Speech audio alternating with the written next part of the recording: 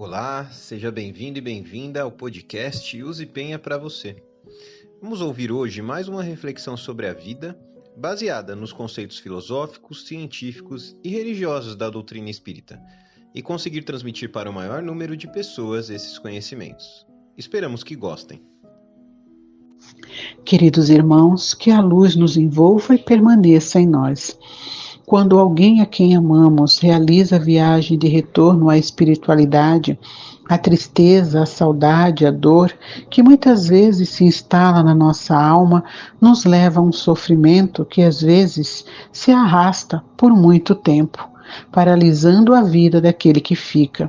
Muitos se revoltam e questionam a justiça divina. É comum ouvirmos: Deus não é justo. Leva uma pessoa boa enquanto tem tantas pessoas ruins no mundo. Por que Deus leva um jovem em tenra idade? Ele tinha toda uma vida pela frente. Deus leva os que são úteis, os que estão em plena atividade e deixa aqueles que já viveram longos anos. O Espírito Sansão, no capítulo 5 do Evangelho segundo o Espiritismo, no item 21, faz um questionamento bem interessante na mensagem recebida na Sociedade Parisiense em 1863. Por que medir a justiça divina pela medida da vossa?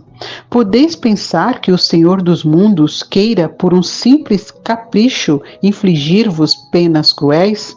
Nós sabemos a resposta. Deus tudo faz com uma finalidade.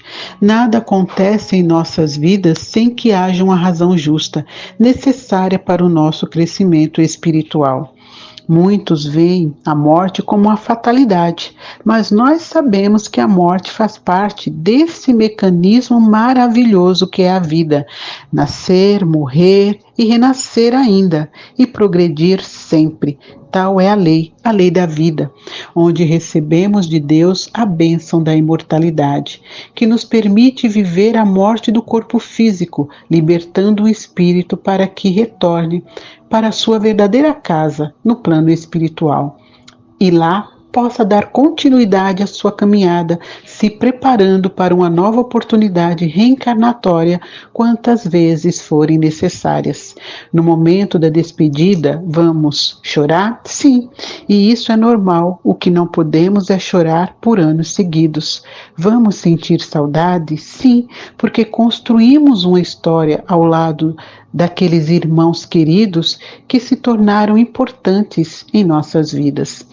Mas com o passar do tempo, vamos transformando a saudade em um sentimento gostoso de gratidão a Deus pelo convívio com aqueles entes queridos. As lembranças se transformarão em um sentimento bom de esperança que nos concede a certeza de que, quando os laços que nos unem são verdadeiros, o amor se fortalece e um dia nos reencontraremos. Não podemos permitir que a revolta se instale em nossa alma.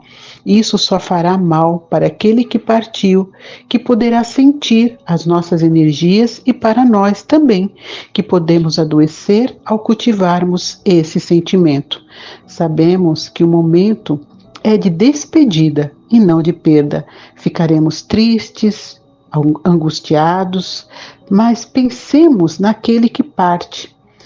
Ele necessita da nossa prece, da nossa emanação de energias acalentadoras, amorosas, para que ele possa se sentir em paz, fortalecido, envolto em luz.